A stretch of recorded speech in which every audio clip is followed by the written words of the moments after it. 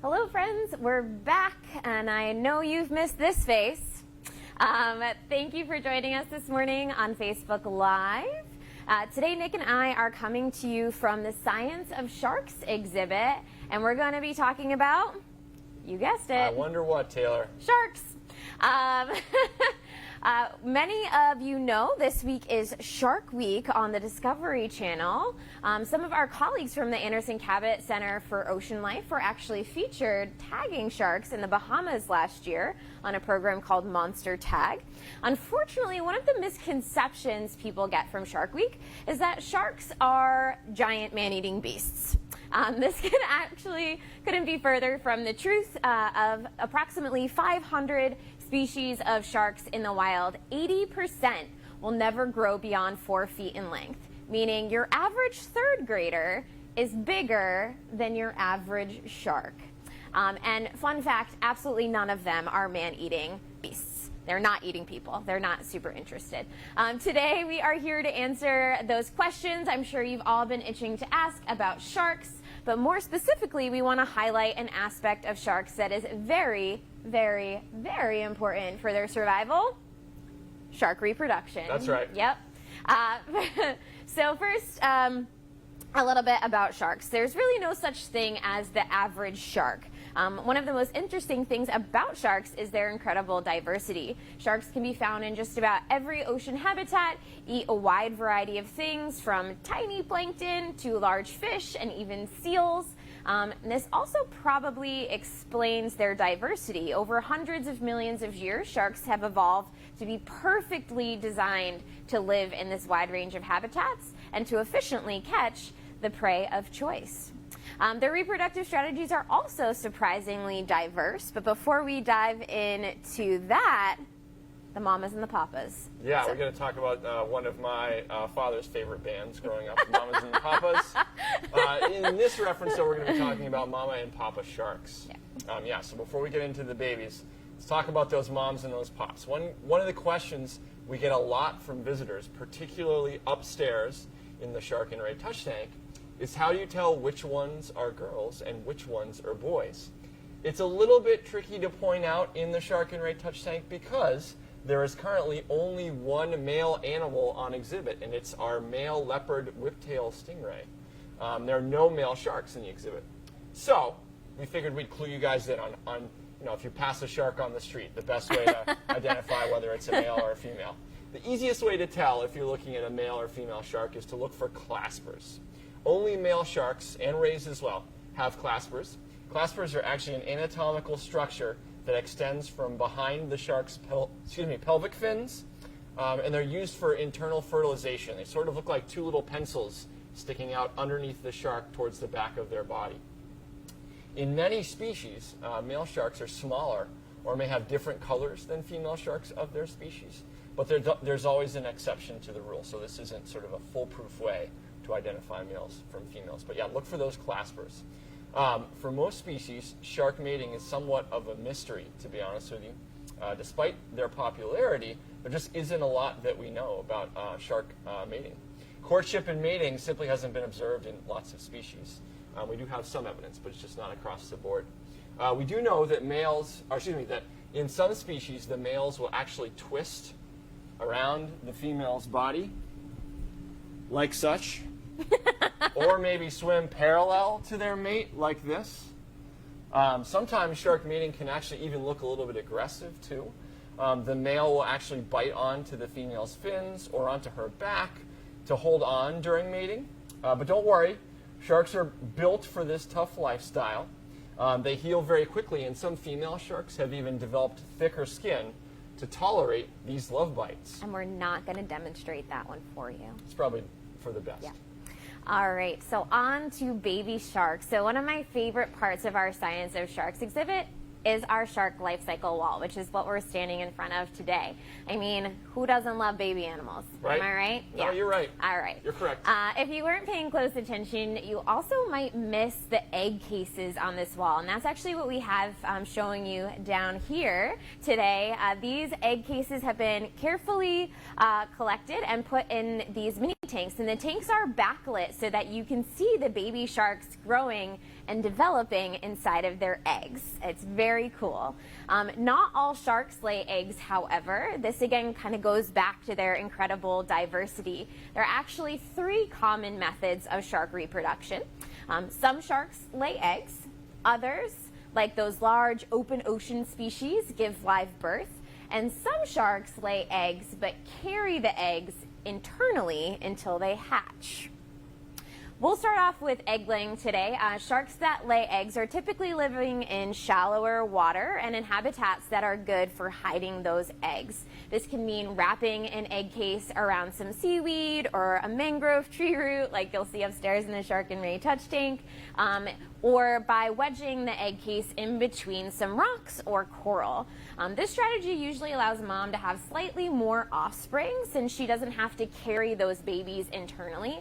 This also means, though, that babies are more susceptible to predators and changes in their environment where the eggs are laid. So actually, one of our scientists here at the Anderson Cabot Center for Ocean Life is studying the impacts of warming water due to climate change on the development of Epaulette sharks inside their egg case. Cool. Very cool. Yeah. The egg case that baby sharks hang out in provides protection and nutrients from a yolk sac. And actually, if you look at the bottom of the egg case in that image, that really dark part is the yolk sac that is feeding the baby shark.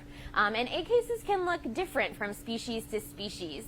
The species that you're checking out is a coral cat shark egg. Had to check, it's labeled below the egg case over there.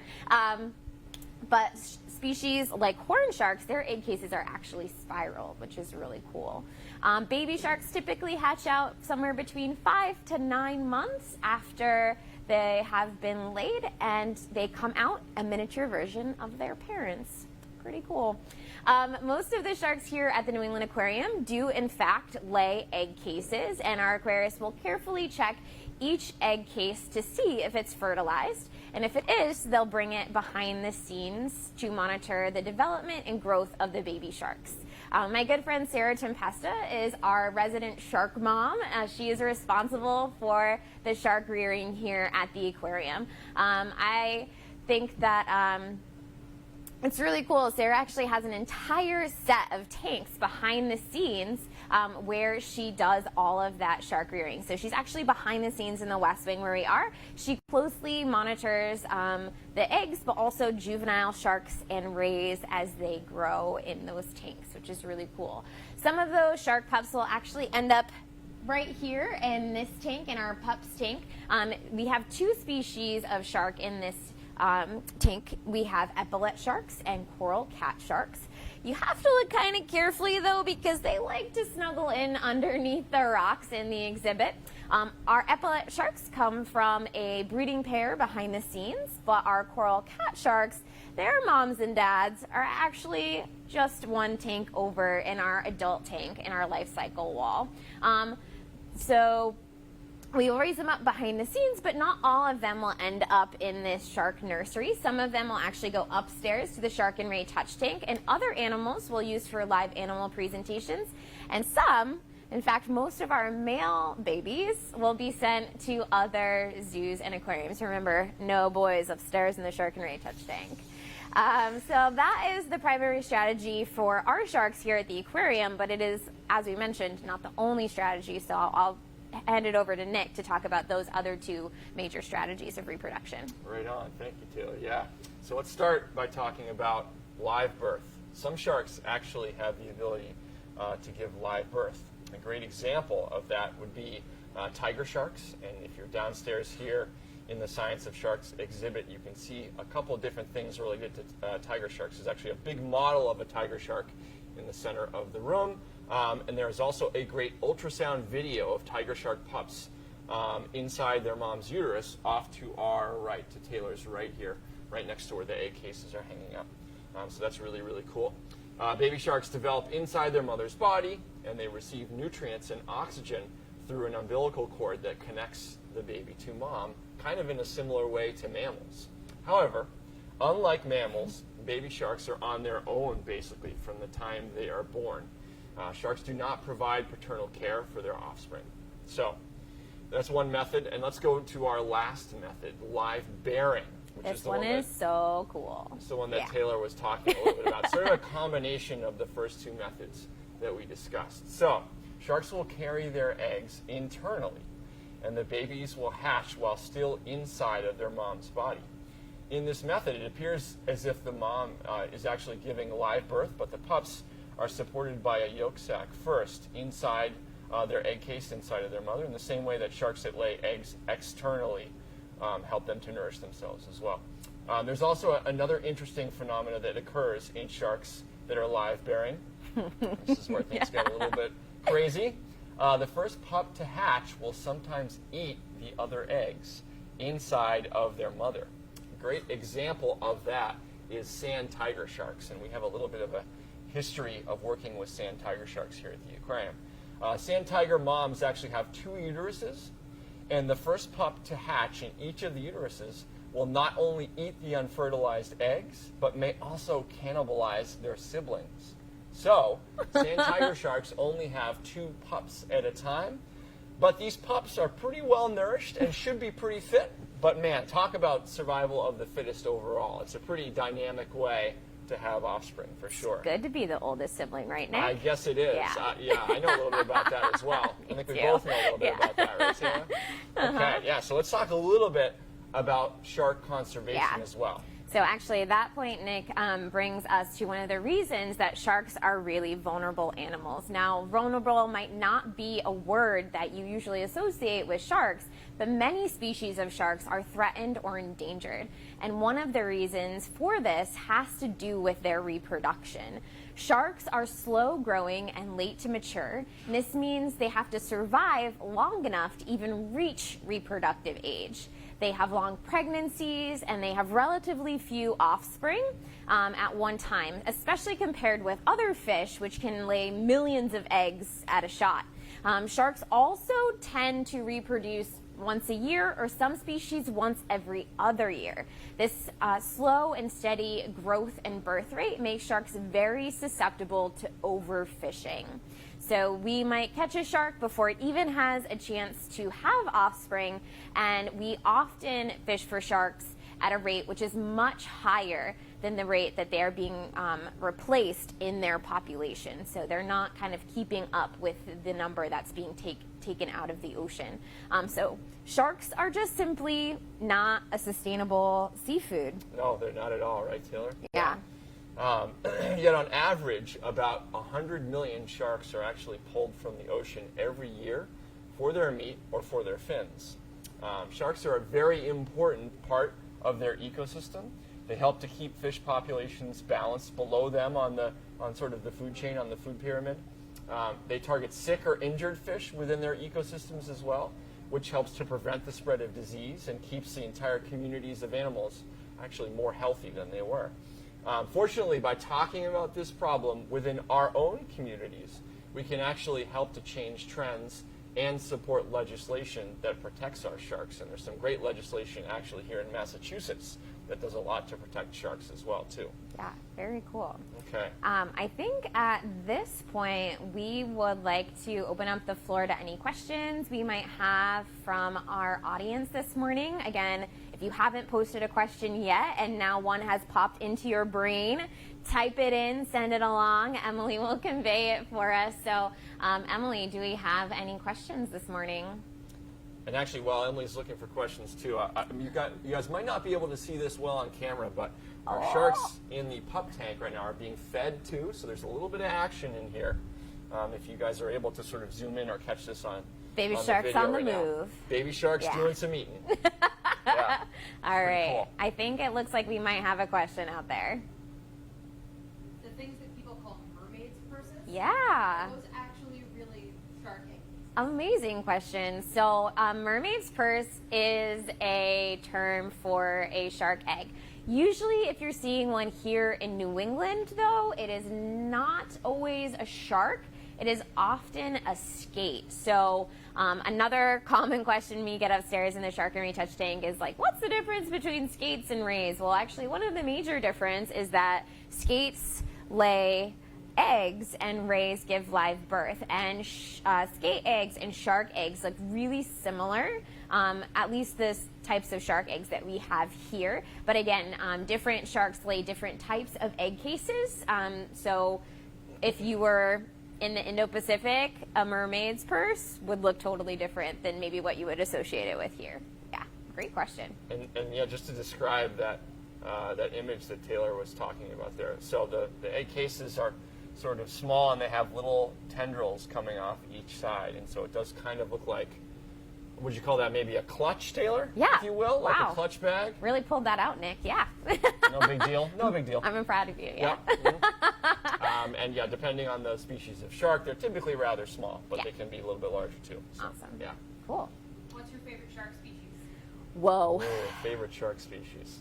That is a really hard question. I don't know if I have a good answer for that. Do you have one off the top of your head, Nick?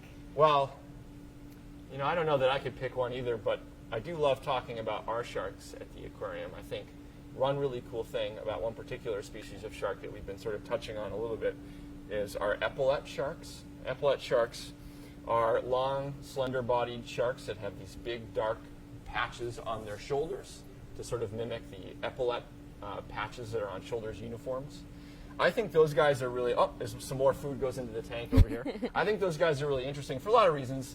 One of the reasons I think that's really cool is they have adapted to really use their habitat well. Not only are they well camouflaged to blend in, but they're also among this group of sharks that are known as walking sharks. And they use their pectoral fins to move across the bottom so they don't have to expend a lot of energy swimming. And it really literally looks like they're walking around using those fins. I don't know if you're getting that from this cool motion that I'm doing on the camera right now, but that's sort of what they look like. And so if you guys come to visit us at the aquarium, you can see that happening actually in several exhibits. There are epaulettes off to our left here in the adult tank. There are also some epaulettes upstairs in the Shark and Ray Touch tank too. And actually, the pups tank here is a really good tank to look for that walking behavior, because the pups do tend to stay low in this tank and really move along the sand. They don't do as much swimming around as maybe our adult epaulettes in some of our other tanks. So this is a good one to look for that walking behavior. Absolutely. I'm not sure I could pick a favorite shark, but I think one of my favorite things about sharks is how just incredibly different they are. Yeah. I mean, the smallest species of shark I think is called a lantern shark, and it would fit in the palm of my hand. The largest species of shark, whale sharks, they are bigger than a school bus, which is just incredible. So I think that is my favorite thing about sharks, is just how different they are from species to species. That's a really good point. Yeah. Awesome questions. Any other questions out there this morning? Other than great whites in the summer, what's the largest shark that frequents our area? Ooh. That's a great question. What do you think? Maybe basking sharks? Basking sharks, Yeah. for sure, yeah. And they're in the area for a lot of the year, but you typically see them a lot more in warmer weather. Basking sharks are a very large species of shark that actually, I think on average, grows to be larger than great white sharks. Yep. They're actually very similar to whale sharks in that they are filter feeders. So they open up their big mouths and they take big gulps of water, collecting all the animals in that water, and then they filter things out using gill rakers inside of their mouth, and they push the water out through their gills, helps them to collect all those small food items and pieces of food and things like that. And a lot of times, actually, basking sharks get mistaken in this area for great white sharks, because if you're just seeing their fin reach the surface, their fin does look a little bit like a great white shark's fin. But if you're somebody that likes to go out and visit our ocean, maybe hop on a whale watch boat, you can sometimes actually see basking sharks on whale watch trips from this area. The coolest thing we see basking sharks do up here is breach. So you're not going to see a great white jump out of the ocean here in New England. That's South Africa. But basking sharks, actually part of their courtship, we believe, is this breaching behavior. So you're just going to see this like massive 20-foot long shark haul its body out of the water, which is pretty incredible. And they do sometimes see that on the whale watches, which is really, I think, very cool. Do the males do the breaching? I don't know if we know. Okay, Yeah. interesting. Shark mating, it's mysterious. Yeah. Very cool. What are some of the species of sharks you're studying at the aquarium? Oh, really good question. Yeah. You want to take this one? Well, I can start it out. Okay. I'm gonna All I'm right. gonna look over to you to help All me right. out because I'm sure I'm gonna forget some. But we have historically done research on a lot of different species. Some of our latest tagging work includes animals like mako sharks and sand tiger sharks. I think this year we're even doing some nurse shark tagging, if that's correct as well.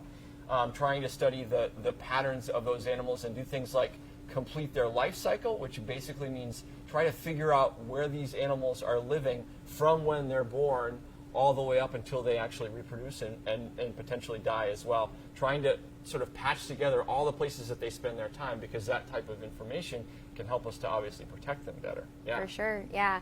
I think also we mentioned we're studying the epaulette babies and the impacts of warming water on their egg cases. I mean, the other really cool thing about having animals in zoos and aquariums is it's an opportunity to learn about them. So while we might not have official research projects around these animals, our aquarists are learning things every single day. And for some animals, actually like our Halmahera walking sharks, which live in our adult tank over here, there's not many in zoos and aquariums. They're actually a fairly recently discovered species. Scientists initially thought that they were either seeing coral cat sharks or epaulette sharks, and they found out, nope, actually we're looking at an entirely different species, a whole third species of shark that share these areas. So we have a male and a female pair here. What their reproduction looks like, we don't really know. Their egg development, things like that. So we get to learn a lot about our shark species that we keep here at the aquarium. And Emily informed me today that we have 11 different species of shark on exhibit here at the New England Aquarium. Yes, indeed. Which is Yeah. pretty cool. That's right. Yeah. Right on. Okay, any other? How Oh, long do sharks live? how long do sharks live? Another great question. Wow. Yeah. So we'll tag team this one. Okay. Just like their diverse types and shapes and sizes, there's actually quite a wide range of ages of sharks. There are some tropical species that typically might not live much past 10, 15 years. But then there are other species that we found evidence might live to 75 years old, such as great white sharks. And then, even cooler, I think I've had a lot of kids asking me about this. Greenland sharks. That's right, recently, Yeah. is that there's a species of shark that lives off of Greenland, very deep in the ocean, in very, very cold water, in conditions that really slow everything down, that I think they believe can live to be over 200 years old. Does that sound right? I think some scientists estimate over 500. Oh, really? That old? Yeah. Which is nuts, right? Think of all the stuff these sharks have seen, right? Man. But yeah, so the range is quite wide. Depends on a lot of different things. But it all sort of connects back to what Taylor was also talking about in terms of, despite how long they live, typically sharks are very slow to mature. So again, things that are affecting them are maybe happening at a time before they actually get a chance to reproduce and replenish their populations. So that's why we really want to take a look at how we're affecting these animals and try to give them a chance to live long enough to have offspring and keep their populations healthy. Yeah. So the other really tricky thing about sharks is that despite their popularity, we just simply don't know a lot about them because we haven't studied them extensively, and aging sharks is really, really hard. The way that scientists have done this historically is by looking at their vertebral discs. So just like you have discs in your spine, so do sharks. Theirs are made out of cartilage, so they're a little different. But they have growth rings on those discs. And so they were counting them like rings on a tree. They were like, okay, 1 ring, 1 year, great, great. And then they started looking at animals that were around during things like the atomic bomb, which actually leaves a chemical signature on their body. And they were like, whoops, we are wildly underaging these animals. So we're trying to figure out what the ratio of rings to growth is. And scientists are still working on that. But we suspect they probably actually live a lot longer than we think they do. Yeah. Yeah. Right on. All right. We can't talk about shark reproduction and not talk about something really, really cool called parthenogenesis. That's right. Yeah. You heard that word correctly. You may want to write this one down. This is a fancy word that you can really use Yes. to impress your friends. Yeah. So you are probably like, what? But That's right. parthenogenesis is an amazing reproductive strategy that female sharks can use in the absence of a male. So this means mom essentially clones her own DNA to produce offspring without a male contribution. amazing. That is pretty amazing, Yeah. right? It is somewhat It's almost complicated. like we don't need Yeah, bye, Nick. males Yeah. anymore. Just kidding, you guys are great. It is somewhat complicated, and there's actually varying kinds of parthenogenesis. So I'm not a geneticist, and I'm not going to get into the mechanics of it. But if you're really curious about this, there's lots of literature online. Look it up. I encourage you to do that. If you're thinking, parthenogenesis, that word sounds familiar to me. It is probably because we have recently featured parthenogenesis here at the aquarium. One of our green anacondas, Anna, had given birth via parthenogenesis not too long ago. So sharks are not the only animals that can use this strategy. It has been documented in insects, reptiles, amphibians, fish, and crayfish. But it is often a last-ditch effort by these animals that cannot otherwise find a mate. So parthenogenesis is often documented in zoos and aquariums and exhibits that do not have males. Is this sounding familiar to you yet? It's a bit tricky to document in wild animals because some animals can delay implantation of an embryo. And as we mentioned before, sharks don't care for their offspring. So getting both mom and baby to do that genetic test can be really difficult or even impossible. But this phenomenon has been documented with zebra sharks, bonnetheads, blacktip sharks, and this year, one of our animals here at the New England Aquarium became the first confirmed case of parthenogenesis in Epaulette sharks. So remember our friend Sarah, not only does she care for baby sharks behind the scenes, but she also helps take care of our adult sharks upstairs in the Shark in Ray touch tank. She happened to notice as she was removing egg cases from the exhibit that some of the Epaulette shark egg cases appeared to be fertile. So she gave it a shot and raised up a few of the eggs behind the scenes, and sure enough, we had baby sharks. This was curious since, remember, we only have female sharks in that exhibit. So Sarah actually worked with a geneticist to create a test for the genetic markers that could tell us if these offspring were genetic clones of any of the adult females in that exhibit. Sure enough, we got a match. Whoa. I know, very exciting. So confirmed and the first documented case of parthenogenesis in Epaulette sharks. Parthenogenesis, weird, awesome, amazing, look it up, or read an article about anacondas from the aquarium. Oh, yeah? Yeah. That's right. Share it in the comments. Amazing. Emily has already posted it in the comments for you. She is on top of it. All right, one last check for questions, Emily. Anything else out there? Amazing. Okay. Well, we want to tell you about something that's coming up, but I'll let Nick tell you about it. That's right. Yep. And if you guys do have any additional questions, don't forget to post them on our Facebook page, and Taylor and I will try to get to them as soon as we can to get those answers out, because we want to continue that learning about sharks and shark reproduction even after our video is over here. But yeah, I do have one more plug to make. If you are someone that lives in the Boston area and you're looking for fun networking groups to get together and meet like-minded people, learn more about ocean conservation and things that you can do to get involved, the aquarium has a great group called The Tide. And actually, in the not too distant future, about 2 weeks from now, there's going to be a special cruise that takes place, I believe the Liberty Clipper is the name of the ship. And the event is going to be called Cruising with the Tide, and we'd love to have you guys join us. It is restricted to Tide members, though, so in order to become part of this group, you can visit our website as well as our Facebook page and sign up. It gives you access to a lot of fun social events, and again, gives you a chance to network with lots of other fun, like-minded people.